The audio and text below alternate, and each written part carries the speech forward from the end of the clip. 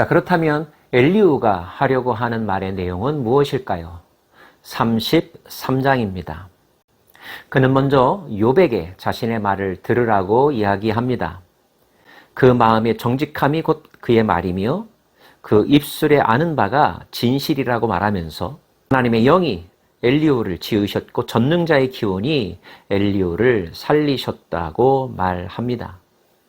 그만큼 성령에 충만하여 하나님의 말씀을 대언하고 있는 것임을 강조하고 있는 거죠. 그대가 할 수 있거든 일어서서 내게 대답하고 내 앞에 진술하라. 나와 그대가 하나님 앞에서 동일하니 나도 흙으로 지으심을 입었은즉 내 위엄으로는 그대를 두렵게 하지 못하고 내 손으로는 그대를 두르지 못하느니라. 자기가 하나님의 뜻을 대언하지만 욥에게 그렇다고 해서 필요 이상 주눅들지 말라, 이런 뜻인 것 같습니다. 나나 당신이나 다 하나님 앞에서는 동일한 존재이고 나는 단지 그분의 말씀을 대언하는 것뿐이라. 만약에 하고 싶은 이야기가 있다면 얼마든지 해도 좋다라고 이야기합니다. 욥을 안정시키는 말이기도 하며 욥으로 하여금 엘리후에 대한 신뢰를 얻게 만드는 표현이기도 하죠. 본격적으로 그는 말합니다.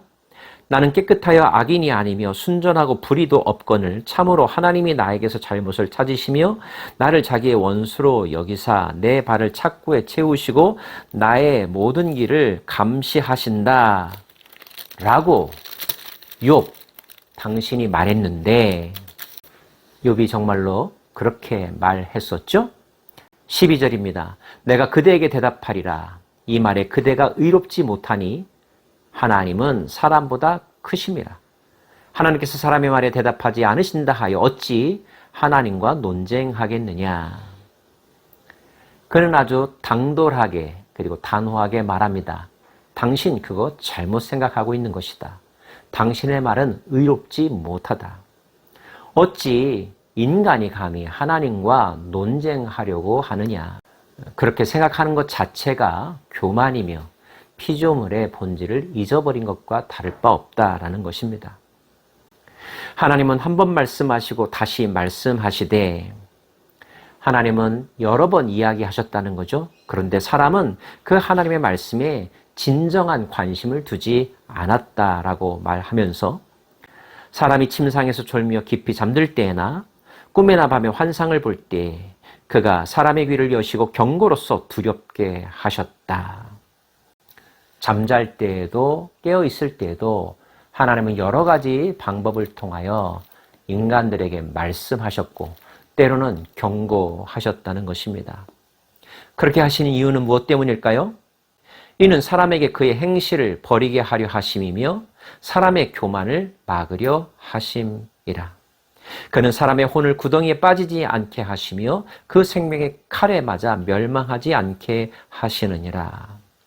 때로는 책망하셔서 인간으로 하여금 두려움을 갖게 하고 때로는 고통을 주시기도 한다면 그렇게 고통을 주신 이유는 결국 그 인간으로 하여금 악에서 떠나게 하기 위함이라고, 인간의 교만을 막기 위함이라고, 그의 생명을 살리려 하기 위함이라고 설명하고 있습니다. 심지어 징계를 주시는 것도 마찬가지라는 거죠. 이 말은 욥으로 하여금 욥 당신에게 임한 고통이 하나님께서 주신 것인데 그 고통이 매우 힘들겠지만, 그래서 그 의미를 알고 싶고 때로는 항변하고 싶겠지만 그것보다 더 궁극적인 하나님의 계획, 그것은 너를 망하게 하기 위함이 아니라 너를 온전케 하고 너를 구원하고 새롭게 하는데 하나님의 뜻이 있다는 것을 기억하라고 말하고 있는 것입니다. 더불어서 그는 만일 1천 천사 가운데 하나가 그 사람의 중보자로 함께 있어서 그의 정당함을 보일진데, 하나님 주변에 그 피고가 된 인간을 위한 중보자가 있다면 욥이 그런 중보자를 간절히 찾았었던 거 혹시 기억하십니까? 그리고 그 중보자가 욥을 대언하여 그를 변호해 주었다면 하나님이 그 사람을 불쌍히 여기사 그를 건져서 구덩이에 내려가지 않게 하라. 내가 대속물을 얻었다 하실 거라는 겁니다. 중재자의 말 들으시고 그에 대한 하나님의 징계를 거두실 거라는 거죠.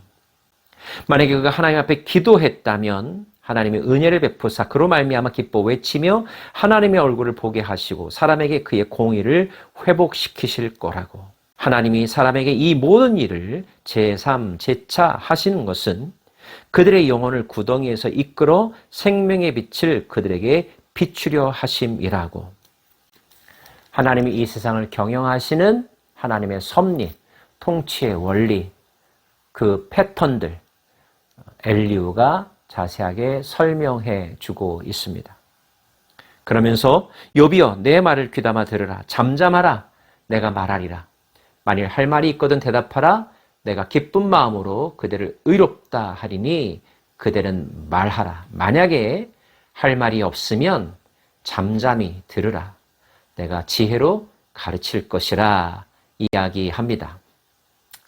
아직 엘리후는 욥에 대한 본론적인 이야기를 시작하지 않은 듯합니다. 단 한 가지 분명하게 밝힌 것은 있습니다.